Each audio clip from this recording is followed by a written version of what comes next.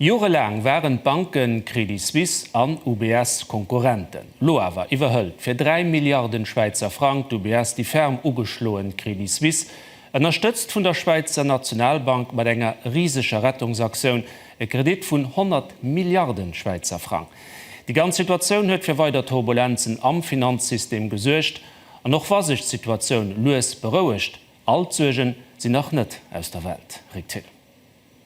Gesterowend kon d'Schweizer Regierung den Deal op enger Pressekonferenz präsentéieren. De Bundespräsident Alain Berset ass zufrieden schwätzt vun enger ganz stärker Lesung die Fond gouf.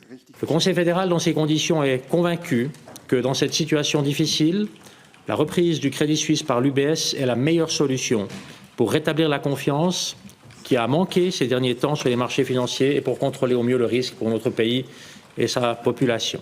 Wann Credit Suisse an d'Kettegang wär, hett dat seriös Suiten fir d'Schweiz an noch fir die international Finanzwelt gehät. D'Schweizer Zentralbank steht dofir hannertesem Deal an akkordéiert denen 2 Banken e Pré an Heicht vun 100 Milliarden Franken. D'Schweizer Regierung gëtt iwwerdems Garantien an Heicht vun 9 Milliarden Franken.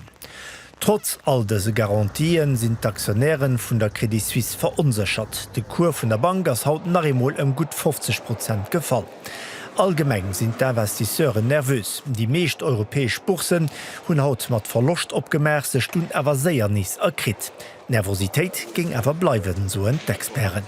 Der Markt muss genau schauen, welche Bank könnte denn auch Probleme haben. Wir wissen ja, die größte Währung bei Banken ist Vertrauen. Und wenn das auch nur ein bisschen angekratzt ist, dann ist man sehr unruhig. Wichtig ist jetzt, die Notenbanken müssen löschen. Wenn da nur irgendwo ein Streichholz angezündet wird, müssen ganze Löschzüge ausrücken, um das Feuer klein zu halten oder es erst gar nicht entstehen zu lassen. D'Europäesch Zentralbank wär prett fir d'Roll vum Pompier ze iwwerhoelen, seet Christine Lagarde betont, dat Banken an der Eurozone stabil sinn.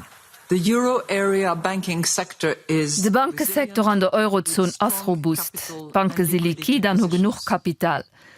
D'Europäesch Zentralbank huet doch all die neideg polisch Instrumenter fir de Finanzsystem an enger Notsituatioun mat Suen ze unterstützen an ze stabiliseieren.